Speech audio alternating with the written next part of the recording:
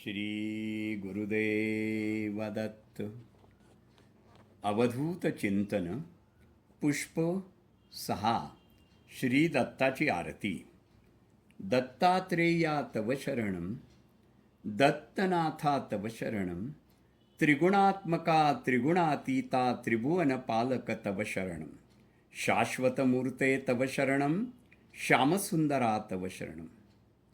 खरं सांगू, दत्त नावात जी जादू, विश्वास आणि श्रद्धा आहे ना, की भक्तांनी हाक मारताच धावून येणारं या त्रिभुवनी दत्तांशिवाय अन्य कोणतंही दैवत नाही. म्हणूनच त्यांना स्मर्तृगामी या बिरुदानेच आळवणी केली जाते.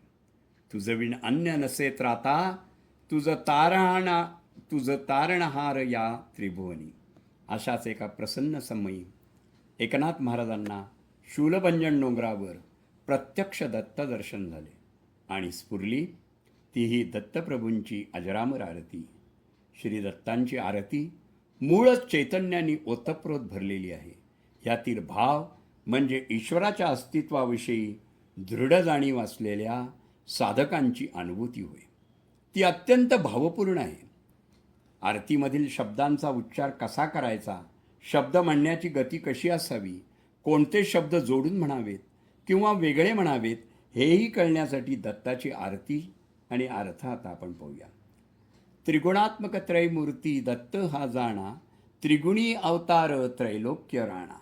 नेती नेती शब्द नये अनुमाना, सुरवर मुनिजन योगी समाधी नये ध्याना. जयदेव जयदेव जय श्री गुरुदत्ता, आरती ओवाळीला हरली भवचिंता. सबाय अभ्यंतरी तू एक दत्त, आभाग्यासी कैची कळेल ही मात. पराही परतली तेथे कैचा हेत, जन्मा मरणाचा पुरलासे अंत. दत्त येऊनी या उभा ठाकीला, सद्भावे साष्टांगे प्रणिपात केला. प्रसन्न होऊनी आशीर्वाद दिदला, आणि जन्मा मरणाचा फेरा चुकविला. दत्त दत्त ऐसे लागले ध्यान, हारपले मन झाले उन्मन. मितूपणाची झाली बोळवण, एका जनार्दनी श्री दत्त ध्यान.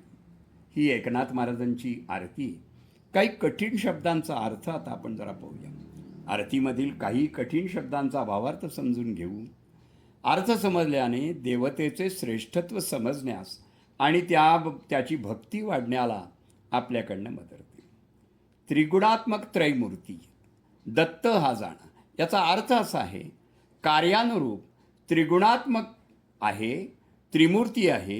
श्री दत्तात्रेयांचा जन्म ब्रह्मा, विष्णू आणि महेश यांच्या अंशापासून झालेला आहे.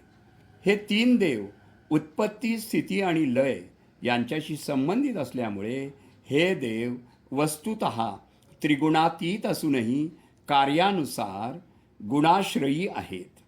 म्हणजे अनुक्रमे रज, सत्व आणि तम या त्रिगुणांना ते आश्रय देतात. नेती नेती शब्द नये अनुमाना. याचा भावार्थ वेदांनी श्री दत्तांचे स्वरूप वर्णन करण्याचा प्रयत्न केला, परंतु त्यांना काहीच अनुमान न काढता आल्याने नेती नेती म्हणजे नाही नाही असे एवढेच सांगू शकले. सबाह्य अभ्यंतरी तू एक दत्त म्हणजे आत बाहेर पूर्णपणे तू एक दत्त, केवळ गुरुतत्वस्वरूप ईश्वर तत्व असलेला तू आहेस. अभाग्यासी कैची कळेल ही मात. म्हणजे आम्हा अभागी दुर्दैवी लोकांना तुझे महात्म्य कसे बरं कळणार. पराही परतली तेथे कैचा हो हेत. म्हणजे श्री दत्तांचे वर्णन करायला गेलेली परावाणी ही परत फिरली, यात कोणता हेतू असावा बरे. दत्तांचे स्वरूप तुर्यावस्थेच्या पलीकडे असल्याने परावाणीही तेथे पोचू शकत नाही. त्यामुळे ती काही न बोलताच परत फिरली. जन्मामरणाचा पुरलासे अंत. याचा भावार्थ असा आहे, श्री दत्तांचे स्वरूप हे नित्य, अनादी, अनंत असे आहे. जिथे जन्ममरण हे शब्दच संपतात तेथेच दत्त स्वरूप होतात. जन्ममरणाचा फेरा चुकविला. याचा भावार्थ जन्ममरणाच्या फेऱ्यातून माझी सुटका केली, मला मोक्ष दिला असा आहे. मी तूपणाची झाली बोळवण. याचा भावार्थ असा आहे, अद्वैतावस्था प्राप्त झाल्याने मी आणि तू हा अपपराभाव संपला आहे. अशा पद्धतीने आपणाला ही भावपूर्ण आरती म्हणता येते. या भावजागृतीचा आनंद मिळो अशी दत्तांच्या चरणी प्रार्थना आहे. दत्तकृपा ही केवलम सुमंगलम सुप्रभातम शुभम शुभम भवतु.